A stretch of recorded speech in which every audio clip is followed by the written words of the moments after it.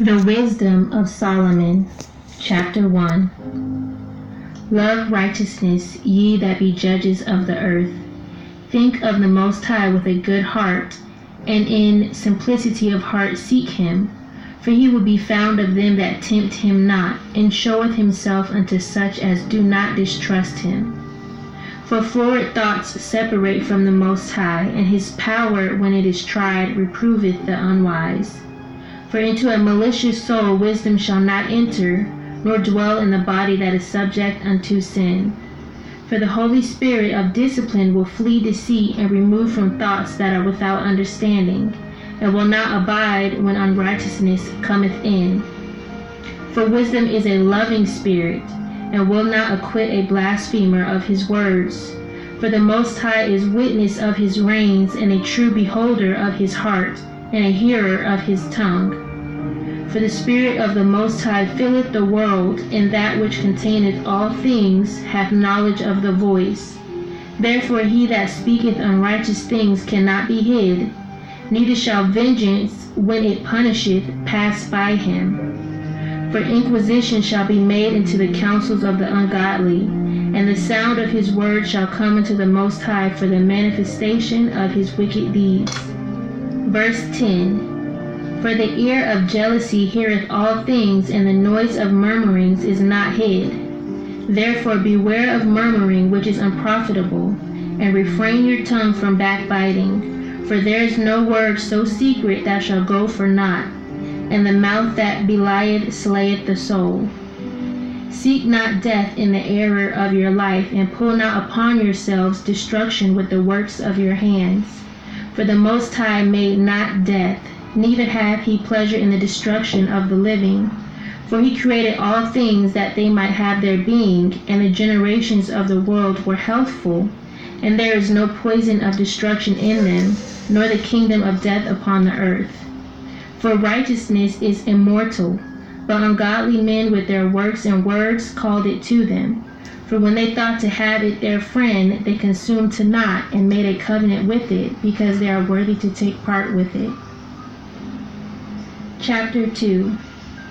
For the ungodly said, reasoning with themselves, but not aright, our life is short and tedious, and in the death of a man there is no remedy.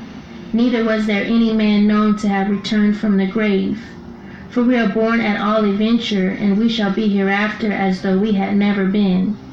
For the breath in our nostrils is as smoke, and a little spark in the moving of our heart, which being extinguished, our body shall be turned into ashes, and our spirit shall vanish as the soft air.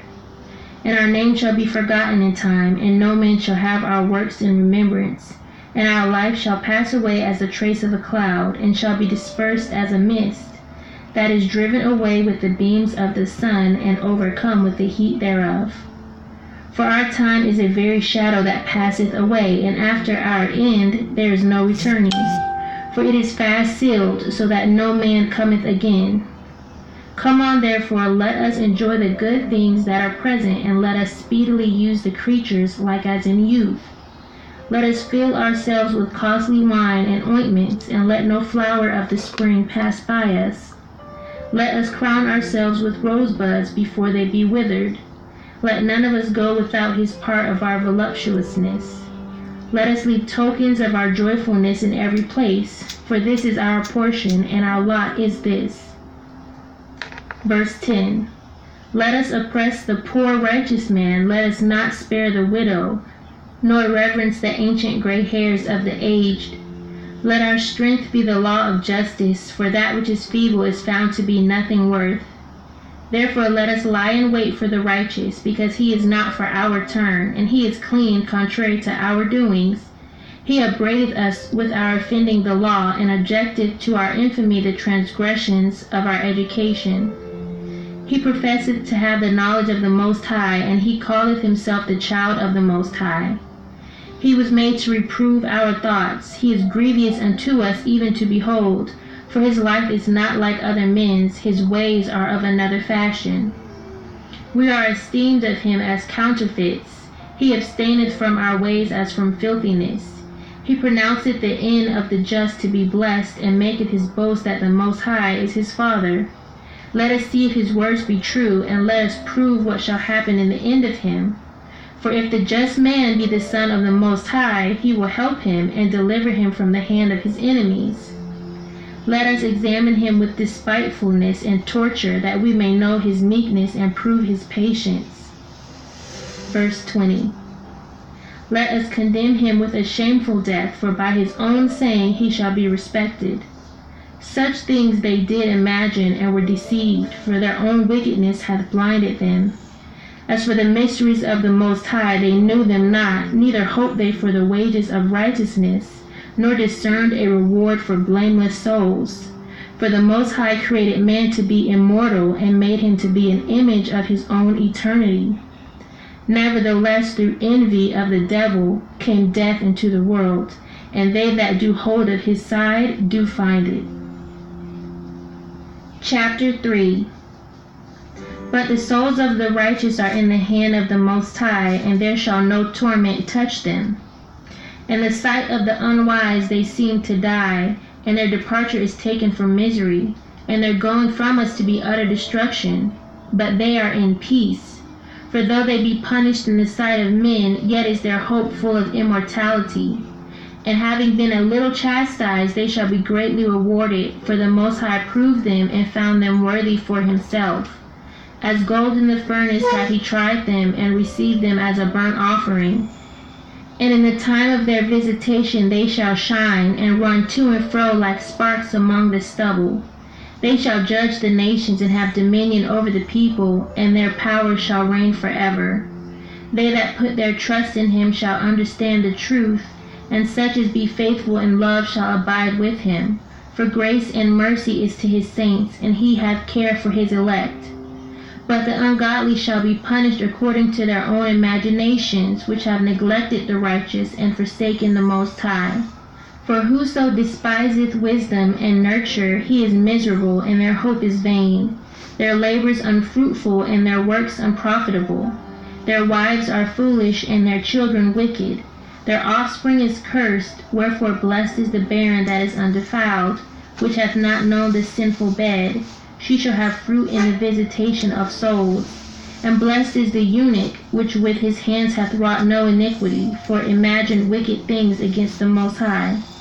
For unto him shall be given the special gift of faith, and an inheritance in the temple of the Most High, more acceptable to his mind. For glorious is the fruit of good labors, and the root of wisdom shall never fall away. As for the children of adulterers, they shall not come to their perfection, and the seed of an unrighteous bed shall be rooted out. For though they live long, yet shall they be nothing regarded, and their last age shall be without honor. Or, if they die quickly, they have no hope, neither comfort in the day of trial, for horrible is the end of the unrighteous generation. Chapter 4. Better it is to have no children and to have virtue, for the memorial thereof is immortal, because it is known with the Most High and with men. When it is present, men take example at it, and when it is gone, they desire it. It weareth a crown, and triumpheth forever, having gotten the victory, striving for undefiled rewards. But the multiplying brood of the ungodly shall not thrive, nor take deep rooting from bastard slips, nor lay any fast foundation. For though they flourish in branches for a time, yet standing not fast, they shall be shaken with the wind, and through the force of winds they shall be rooted out. The imperfect branches shall be broken off, their fruit unprofitable, nor right to eat, yea, meat for nothing. For children begotten of unlawful beds are witnesses of wickedness against their parents in their trial. But though the righteous be prevented with death, yet shall he be in rest. For honorable age is not that which standeth in length of time, nor that is measured by number of years. But wisdom is the gray hair unto men, and an unspotted life is old age. Verse 10.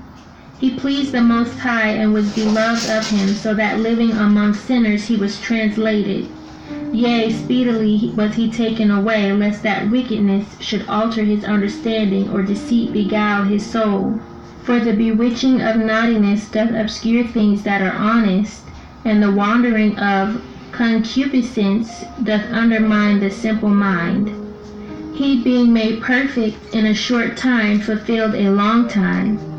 For his soul pleased the Most High, therefore hasted he to take him away from among the wicked.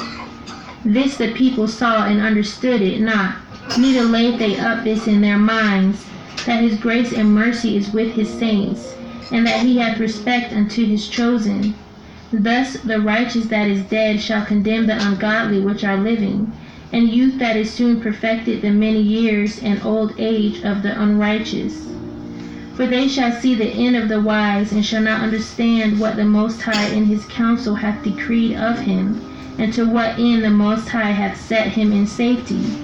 They shall see him and despise him, but the Most High shall laugh them to scorn, and they shall hereafter be a vile carcass and a reproach among the dead forevermore. For he shall rend them and cast them down headlong, that they shall be speechless, and he shall shake them from the foundation, and they shall be utterly laid waste and be in sorrow, and their memorial shall perish. And when they cast up the accounts of their sins, they shall come with fear, and their own iniquity shall convince them to their face. Chapter 5. Then shall the righteous man stand in great boldness before the face of such as have afflicted him, and made no account of his labors. When they see it, they shall be troubled with terrible fear, and shall be amazed at the strangeness of his salvation, so far beyond all that they looked for. And they, repenting and groaning for anguish of spirit, shall say within themselves, This was he, whom we had sometimes in derision and a proverb of reproach. We fools accounted his life madness, and his end to be without honor. How is he numbered among the children of the Most High, and his lot is among the saints? Therefore have we erred from the way of truth, and the light of righteousness hath not shined unto us, and the sun of righteousness rose not upon us. We wearied ourselves in the way of wickedness and destruction, yea, we have gone through deserts where there lay no way, but as for the way of the Most High, we have not known it. What hath pride profited us, or what good hath riches with our vaunting brought us? All those things are passed away like a shadow, and as a post that hasted by. Verse 10. And as a ship that passeth over the waves of the water, which when it is gone by, the trace thereof cannot be found, neither the pathway of the keel in the waves. Or as when a bird hath flown through the air, there is no token of her way to be found, but the light air being beaten with the stroke of her wings, and parted with a violent noise and motion of them, is passed through. And therein afterwards no sign where she went is to be found. For like as when an arrow is shot at a mark, it parteth the air, which immediately cometh together again, so that a man cannot know where it went through. Even so we in like manner, as soon as we were born, began to draw to our